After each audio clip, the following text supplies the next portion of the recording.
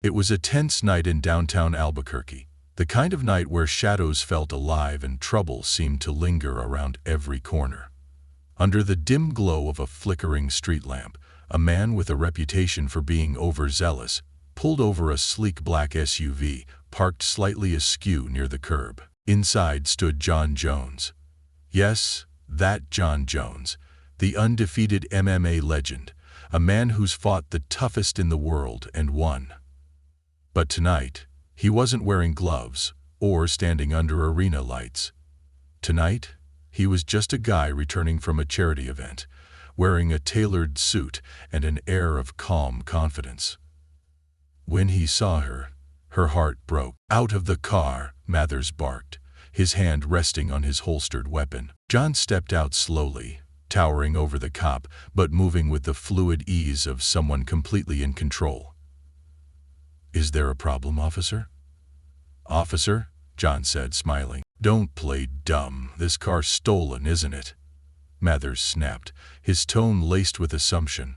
He grabbed Jon's arm and slammed him against the cruiser, his badge glinting under the streetlight. For a second, Jon was silent, staring at the officer with an intensity that could melt steel. Then he spoke. "Do you know who I am?" Mathers smirked, leaning closer, his breath heavy with condescension. "I don't care who you are. Hands where I can see them." "What happens next? You won't believe it." "My God, Roval." Quick flashes of what's to come burst onto the screen. Jon Jones in the octagon, his fists moving faster than the eye can track. The officer swinging his baton and missing as Jon steps aside effortlessly. Backup arriving. A crowd forming, cell phones out and recording. The tension builds as the scene cuts back to Jon, his voice calm but with a warning edge. "You really don't want to do this." And then, freeze. The moment just before everything changes. This is not just a story about a confrontation. It's about what happens when arrogance meets skill, when assumptions are shattered, and when a man trained to fight doesn't have to throw a single punch to win the most important battle of the night. You think you know how this ends? Think again. Jon Jones isn't just a fighter, he's a phenomenon. From the moment he stepped into the octagon, he changed the game. A flash of his early fights. Jon, lean and powerful, delivering spinning elbows, devastating takedowns, and lightning-quick submissions. His rise was meteoric, claiming championship belts, breaking records, and becoming one of the most feared names in mixed martial arts. The narration builds as highlights roll.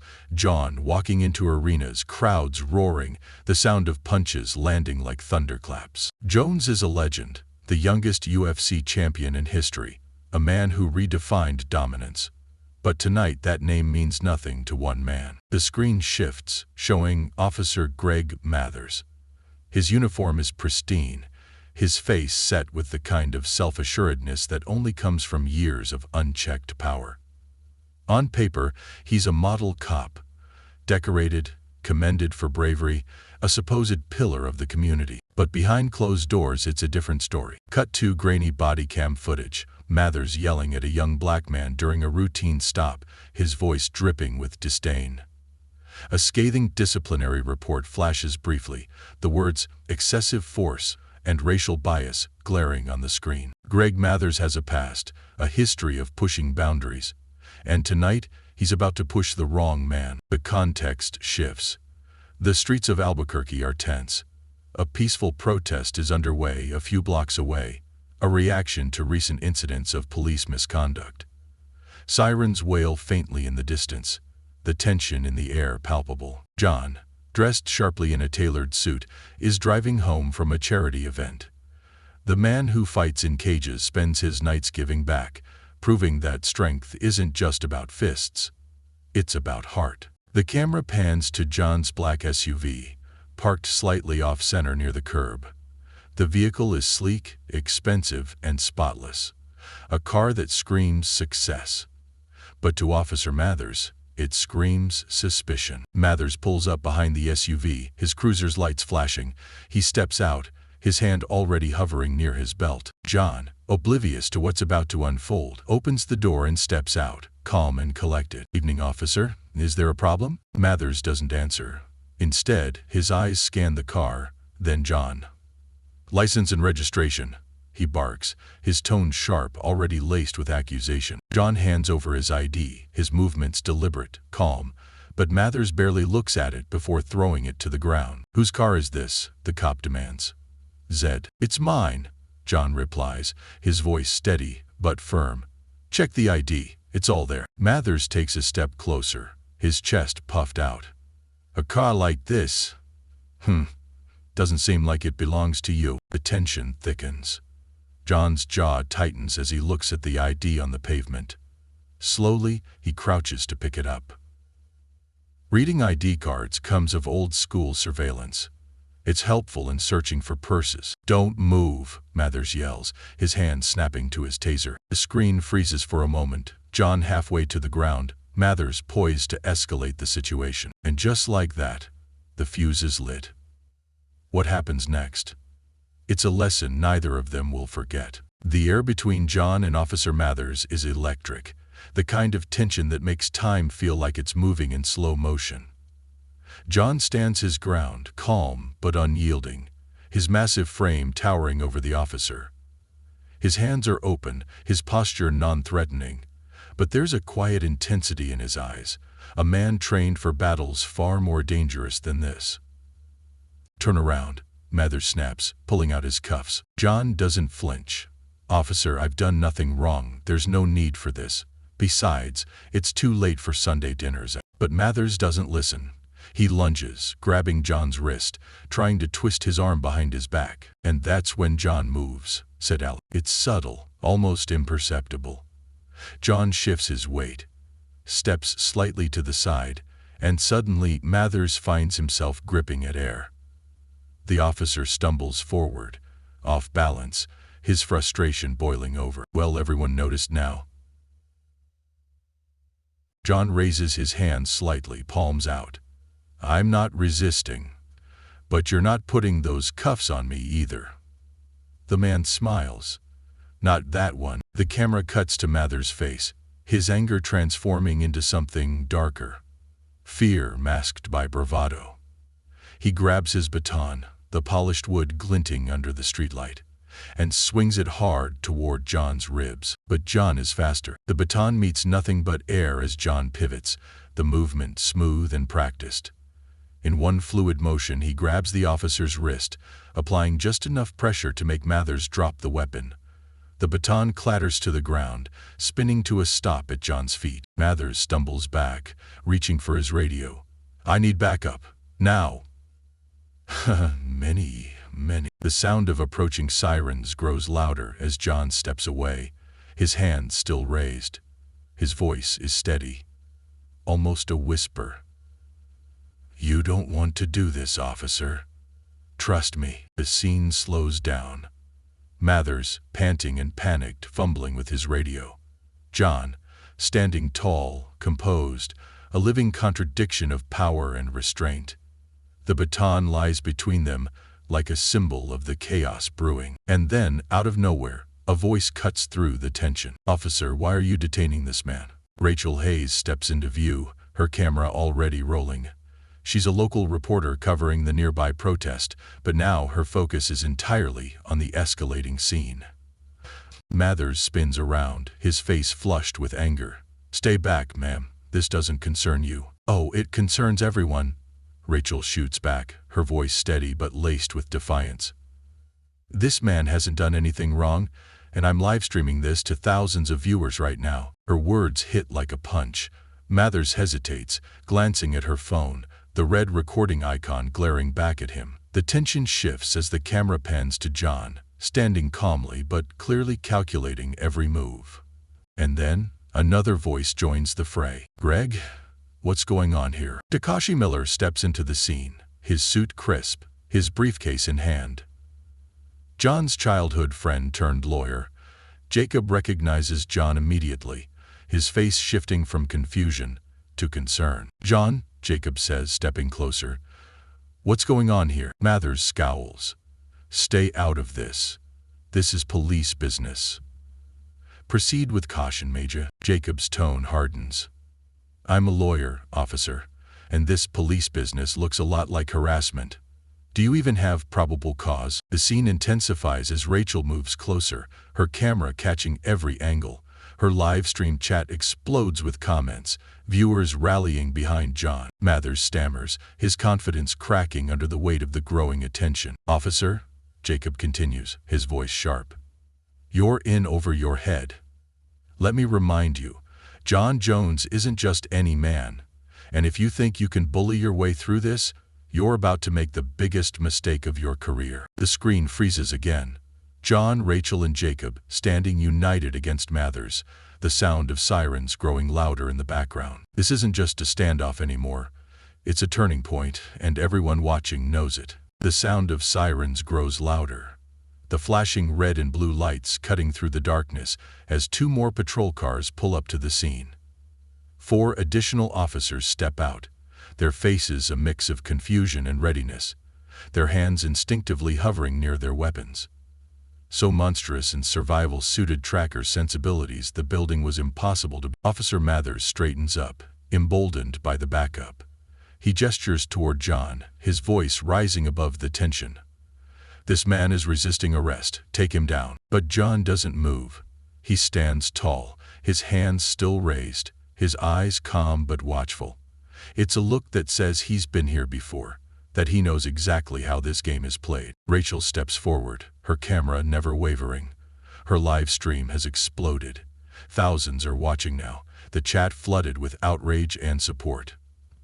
"This is what systemic bias looks like," she says, her voice steady but impassioned. "An innocent man, a champion, being treated like a criminal because of the color of his skin and the car he drives." As she speaks, the video cuts to overlays of statistics. 1 in 1,000 black men will face police violence in their lifetime. Black drivers are 20% more likely to be pulled over than white drivers. "This isn't just a traffic stop," Rachel continues. "This is a mirror, reflecting the systemic issues we've been protesting for weeks." Jacob steps in, his voice sharp and authoritative. "Officer Mathers, this is a violation of his rights. You've got no probable cause, no evidence, and no justification for this level of aggression. Every second of this is being documented." The tension thickens as the other officers exchange glances, some visibly uncomfortable. And then, one of them steps forward, a younger officer with a look of recognition dawning on his face. He leans toward Mathers, his voice low but urgent. "Greg, do you know who that is?" he whispers, his eyes darting toward Jon. "That's Jon Jones. You're making a huge mistake." The screen freezes, the weight of the moment hanging in the air. But Mathers doesn't back down. If anything, the realization fuels his determination. "I don't care who he is," he snaps, his voice dripping with arrogance. "Nobody's above the law." Jon tilts his head slightly, a faint smile tugging at the corner of his mouth. It's not a smile of amusement. It's the smile of a man who knows exactly what he's capable of. "You want to take this to court?" Jon finally says, his voice low but commanding.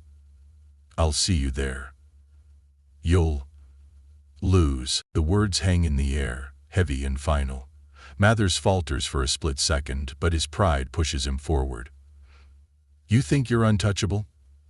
Let's see about that." Jon sighs, his patience thinning.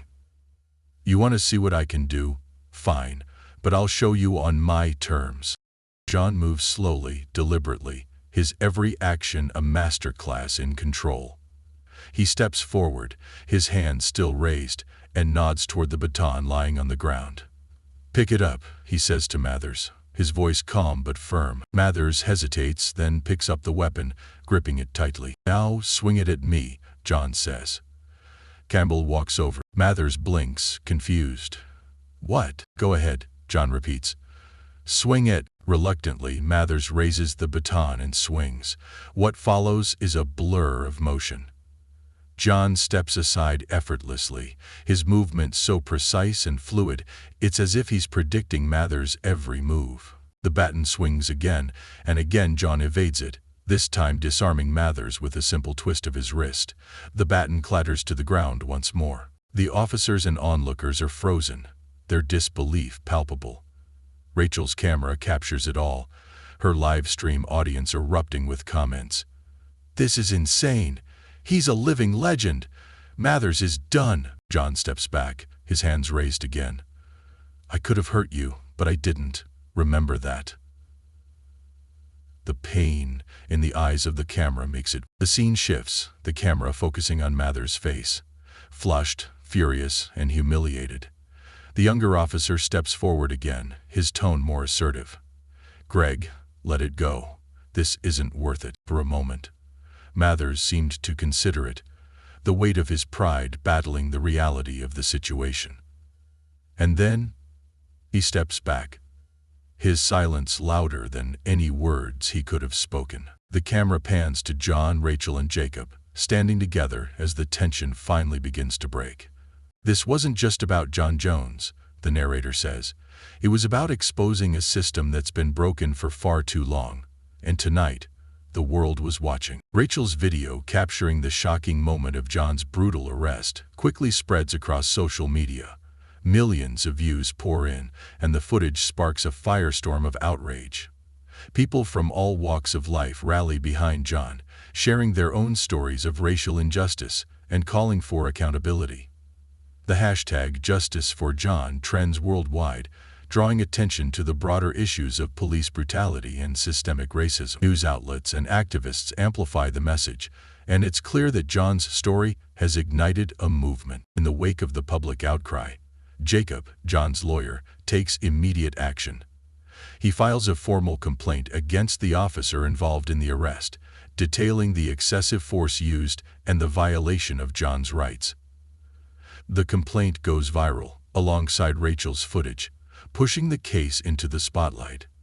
As the case gains momentum, investigative journalists uncover more troubling incidents of misconduct by the same officer, exposing a pattern of abuse. This leads to a wider investigation into the police department's practices and sparks conversations about the need for police reform on a national level. Amidst the whirlwind of media coverage, Jon steps forward with a public statement.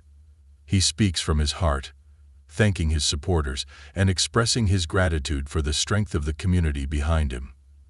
He emphasizes the importance of using his platform not for personal gain, but to fight for justice and equality. His words resonate deeply as he declares, "This isn't just about me. It's about all of us, standing up for what's right and fighting for a world where no one has to live in fear of the people meant to protect them." His speech becomes a rallying cry for change, further galvanizing the movement.